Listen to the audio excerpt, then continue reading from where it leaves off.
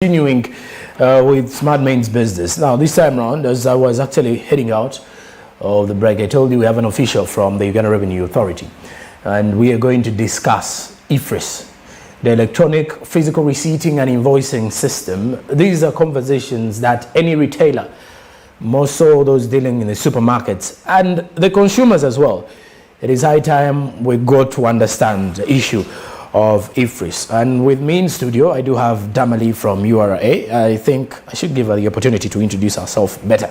You're most welcome. Thank you so much, Mr. Sonko.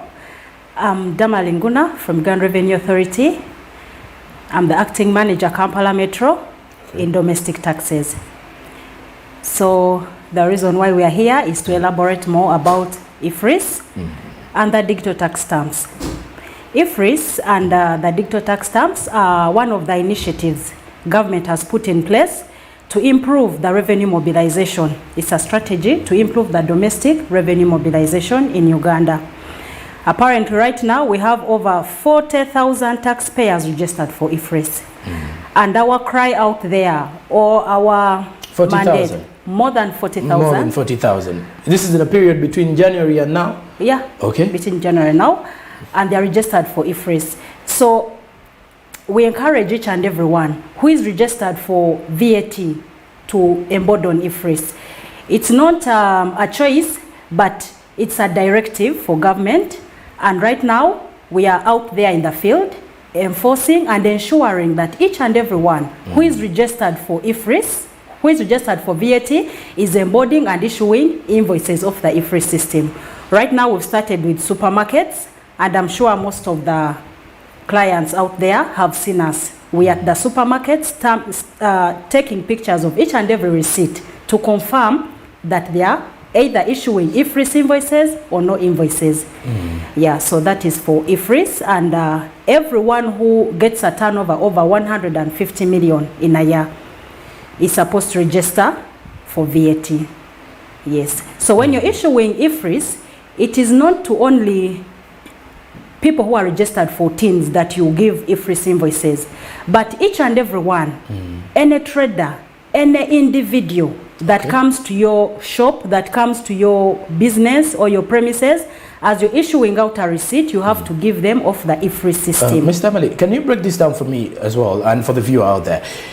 If we're talking about retailers and the people who are supposed to be registered for Efris, which type of retailers are we talking about?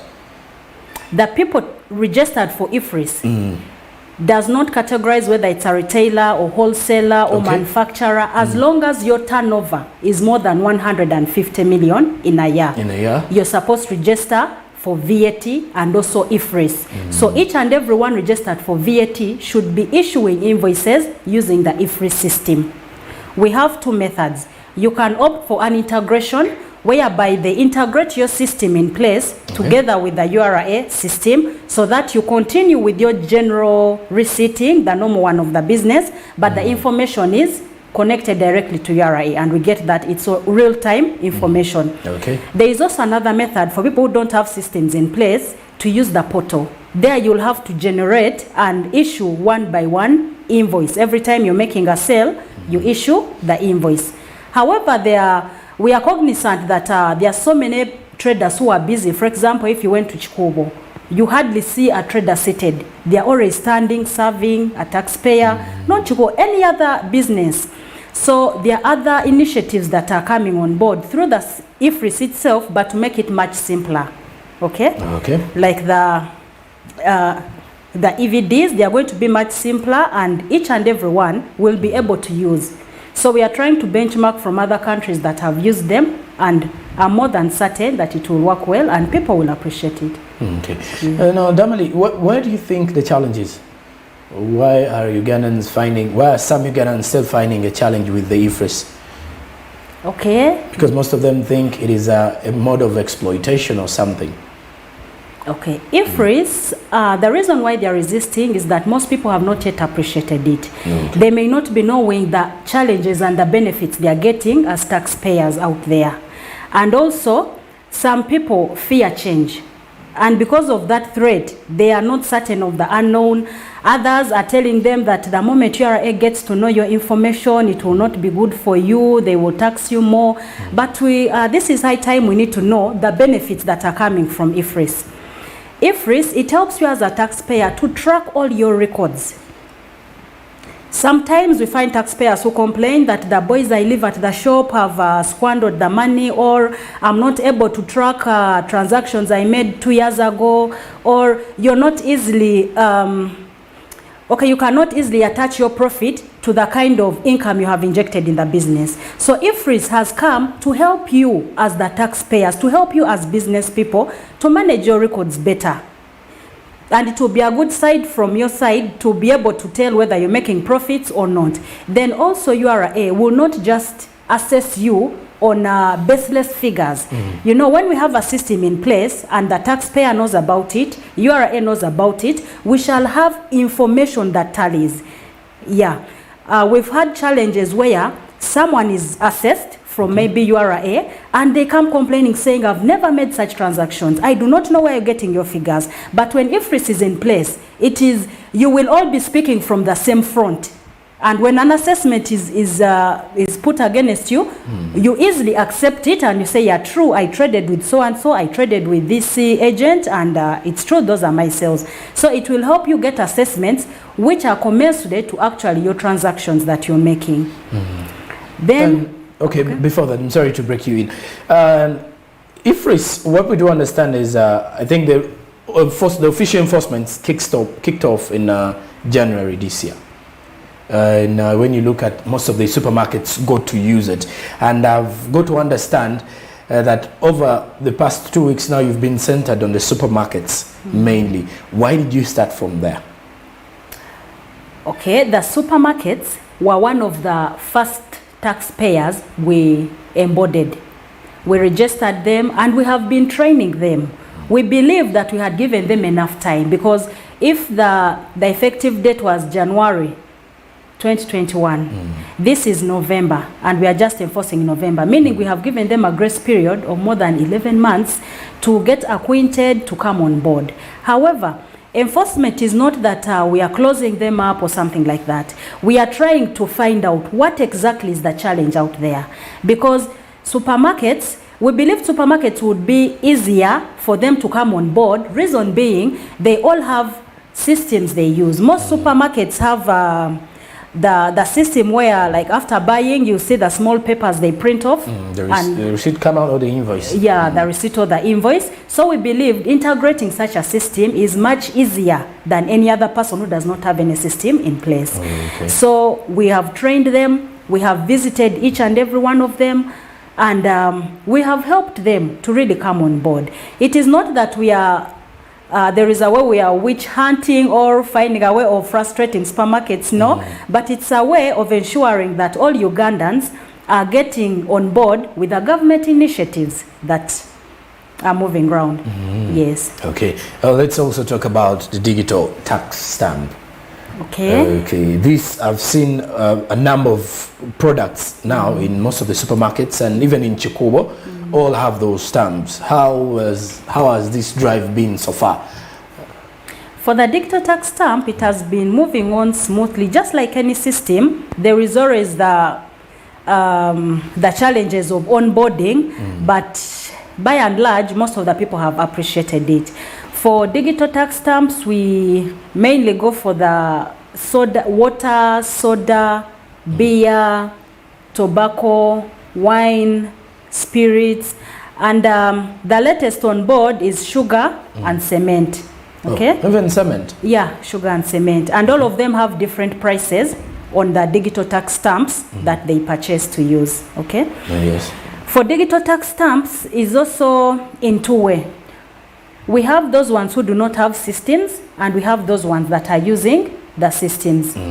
The ones which are using the systems, they get what they call a digital input code. Like, for example, this one has been in sodas and beer and water companies. So that the digital code is their digits imprinted in black. they just go on top of the bottle or on the side of the bottle. Okay? That is one form. Then we have other people who are doing it manually. And I think you've seen some drinks, like for example, the wines, they stick a stamp on top of the bottle. I've seen that. Yes. Even with the juices, I guess, some of the juices. Some juices we have not gone into it because when we are rolling out the digital tax stamps, we have selected particular products. And slowly by slowly, we shall keep on adding more and more. So for those ones, the wines, then the spirits, you've seen the Uganda Waraji, the different spirits, whether imported or produced here locally, they will always have that stamp around their bottle. It's usually put in a visible place that each and every one is able to see. And the reason why we encourage the stamps to be in a digital place is so that even the supermarkets who are buying from the traders, the wholesalers, the importers, or even the manufacturers are able to see that these people are complying with the government initiatives of putting digital tax stamps on the products. And the reason why that is there is a penalty if you're found in possession or you're found selling goods that are supposed to have digital tax stamps and yours do not have. So it does not only go to the manufacturers, but even the person selling, whether it is in a bar or it is in a hotel or a restaurant or a supermarket or any shop, as long as you're in possession of goods that are gazetted to be with digital tax stamps and you're trading goods which do not have digital tax stamps, you're issued a penalty. Okay. Yes. Speaking of penalties, that is where I want to get to understand, because most of the supermarkets, like you people are going to hand them down once someone doesn't have the DTS with them. Someone is enforcing Efris. Is there a special penalty that you're going to put onto these supermarket owners? Yeah, penalties are already there as per the law in the tax procedure code. However, we do not want to front so much penalties because we are out there to encourage all taxpayers to be on board. We are encouraging voluntary compliance, okay? So we don't usually front penalties. What we usually do is we give you warnings. We first give you warnings, then in case there are training gaps, we train you or we attach you to an officer who will help you to onboard you, so that by the time a penalty comes, usually you have someone who has adamantly refused, or you're those people who they have really tried to bring on board, but you have decided not to comply. So in URA, would like to advise people out there that we are friendly people. We are people out there to encourage each and everyone to come on board and improve voluntary compliance so that you file your returns that you feel are correct, and you also pay the amount that you have declared in your returns. So really penalty is a secondary thing, and it's a few people who have got it, but not so many people have really. And has the body done anything for the people in order to comply? Like any policy that has been put in place to help them comply with the Efris? Yes. Because I can only imagine, I think most of the Ugandans need some help or some push somewhere or the other. So any activity that URA has put in place to help them comply with this? Okay. The activities are there. There are very many. Okay. Right now, we've had a policy. Okay, it's not a policy, but we have come up with activities that are going to make it even much more simpler for people. We are training people, okay? We have come up with engagements. We organize, let's say in a hotel, or we go to a market and put tents, and then we educate people. Then even others, we invite them to the headquarters at Nakawa and educate them about Efris, what they are supposed to do. Then we get to know their challenges and how to help them out.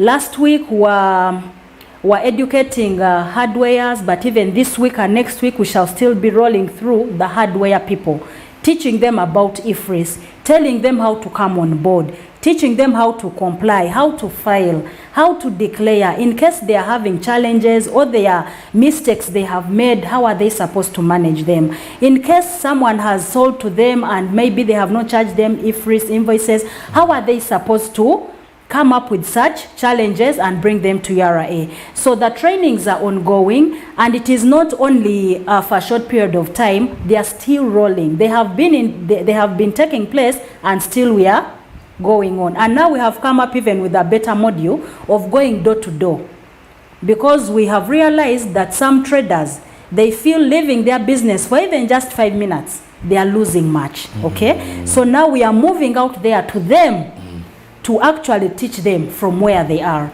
so that everything seems easy and everyone appreciates these new systems easily. Yeah. Okay. And how about the digital taxing app? I want to understand, how does it operate? The digital tax stamp. Okay. I need to understand what exactly you mean. You want from how someone gets embodied on the system, how do they start issuing and all that? From the grassroots mainly. Okay, from the grassroots. Okay, for digital tax stamps, it is for manufacturers and importers of the gazetted products. That is the spirits, the wines, cigarettes, water, beer, soda, cement, sugar, the gazetted products. The moment you're gazetted, you have to get a license of local excise duty. Okay. And how do you apply for a license? You have to write to Uganda Revenue Authority to get that license of local excise duty. Once you're registered for local excise duty, then you can apply for the digital tax stamps. You apply it through our online portal. There is Kakasa on the online portal, or you can even just use e-services and apply for digital tax stamps, or like on the Kakasa, you can still apply for the digital tax stamps. Okay. Once you're there and you have logged on, they will ask you which kind of products you deal in, because every kind of product has its own stamp and has its own charge. So you put in the details. Okay. For example, if you say you produce water, it will be 15 shillings per stamp. So it is you to say that maybe you want 10,000 stamps. Now, once you get the 10,000 stamps, and now this is now the manual one, okay?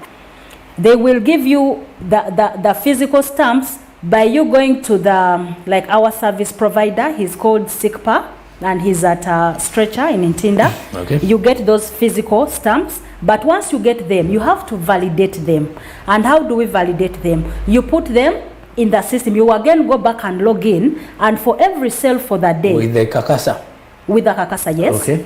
Every sale you make for the day. For example, you have sold, let's say, 20 bottles of wine or 20 bottles of soda. You will put the first stamp number and the last stamp, okay, for the day. Then tomorrow, if you sell 40, so you will capture from the first stamp you put there to the 40th. So you put them in ranges and you put it daily so that it validates and communicates with URA. However, people who already have systems in place that are already integrated with URA, the tax stamps or the tax digits are sent to their systems. But of what benefit are they though? Of what benefit? It is much easier and convenient. First of all, the movement to SICPA to get then after that you start peeling them off to stick on each and every bottle. It's really tedious. That is why I wanted to ask. Yeah. Is it the URA team that puts all that on the bottles? I've seen bottles, beer bottles, and some of those gazetted products that you've mentioned. Yeah. So is it the URA team that does that? No, it's not URA. It is the taxpayer himself, the client himself. The client, if it's the producer who has to put that. Yeah, yes. You go for them. You get the stickers and you put them. Yes. The producer, you have to go. First of all, you place a request on the Kakasa and you say these are the number you want. They will generate a PRN and it will come as a notification in your login. You print out that PRN, go to the bank, pay. After you have made the payment, that is when your order will be ready at SICPA. Okay. Once you go to SICPA with that evidence of payment, they will give you your stamps. Now, for each and every bottle you'll be selling or moving, you peel off one stick, peel off another stick. It's a little tedious. I would encourage most of the people to go on the system to system. But of course, we have to be cognizant that our economy is not so well developed. We have people who are still because I low was and about to also- ask, can't we look for some other thing that can actually be attached to a product? Other than that, that includes sticking on it. It's just like a second route of a journey. Imagine it's a product that has already been branded, and then it has to pass through different channels again to get more stickers. Yeah. So now those are usually the feedback we need from the clients and the users to be able to bring them on board so that we discuss together and come up with something better or simpler or something like that. So, but at the moment, those are the ones in place that we are using as URA and the taxpayers have to use, and we believe they are able to do that. So if a supermarket has a product among those gazetted products that don't have that stamp, what happens to that person? That supermarket, first of all, we tell you not to sell them. Ideally, we are supposed to seize them, but we tell you not to sell them. However, we have other enforcement measures we take in action. A supermarket found in possession of unstamped goods, you qualify for penalty. But as I told you, we don't usually front penalties. We want to encourage people to come on board smoothly and peacefully. So we put those products aside and you're not supposed to sell them. Or at worst case scenario, you're supposed to pay for them or return them back to your manufacturer or the person who sold to you to replace them with the ones which are stamped. So that is more or less a fair way of encouraging people to use. Okay, now, Damali, as we're winding up with the show, yes, this one is a wide one. If we have the Efris and now we have the digital tax stamp, don't you think it's a very huge one? I wouldn't want to use the word burden onto these traders, because most of them look at it as exploitation. Because if you get to discuss with most of them, they look at it as an exploitation. If you're to weigh for a viewer out there, why do we have these two together, Efris and digital tax stamp? Then aren't they too big for the business community to handle? Okay, the digital tax stamps and Efris are all on different fronts. Okay, Efris is more or less replacing the receipts you are using. You know, before, each and every trader had their own format of a receipt. Others have the ones which are headed, others have cash, receipts, others. So we wanted something that is the same to each and every one. Okay? So Efris is not like a different thing. It is just finding a way of simplifying for both traders and URA and replacing the different types of invoices and receipts to one uniform one. Okay. Then for digital tax stamps, it is now to the different products. It's not for each and everything, but to the different products. And the reason why we do it is to monitor the total production someone has done. First of all, this helps us in also policy setting. If they know there is sugar, a lot of sugar in the economy, probably government will come up with better initiatives of how to help them in exportation or things like that. So it is not seen as a way of only targeting to the taxpayers. It is seen as a way of helping government as a whole. Both the people, you know, government is me and you. It helps both the traders and also the URA personnel and government at large. So we come up with these initiatives or strategies to help everyone at the different fronts. So to me, I believe after people have appreciated the differences or the way digital tax stamps operates and the Efris operates, it will not be any confusion to them, and I believe it will be a way they would appreciate it and and deliver better. Damali, your last assessment as we're heading out? Anything you can tell a viewer out there? Okay. Yeah, viewers out there, I would like first of all to thank each and everyone that has already abreast and is taking on the digital tax stamps and the Efris systems. And we encourage each and everyone there to be on board, because if you're on board, you will not be assessed the penalties, you will not be inconvenienced by URA people coming to check your things here and there. And so we believe that once you come on board, you'll be a voluntary taxpayer. You will be a person who will get your refunds in time. You will be gazetted on withholding tax exemption. You will get so many benefits. In case you want tax clearance certificates, they will be done automatically. So help us and get on these systems so that we are able to serve you better and we develop Uganda together. Right. Thank you. Developing Uganda together, building Uganda together for the last 30 years, the Uganda Revenue Authority. And we're discussing Efris. So if I told you a trader out there, it is high time you embrace the situation and make sure this is actually going to help us. You the trader, as well as Uganda Revenue Authority, in terms of tax collection and everything, in a smooth running of your business. It has been Smart Means Business as we continue driving your business stories and your businesses in a huge aspect. Coming up after this is Yugi Tukole with Fred Makubia with more of the business news. I'm Jerome Paul Sonko. Ciao, adios.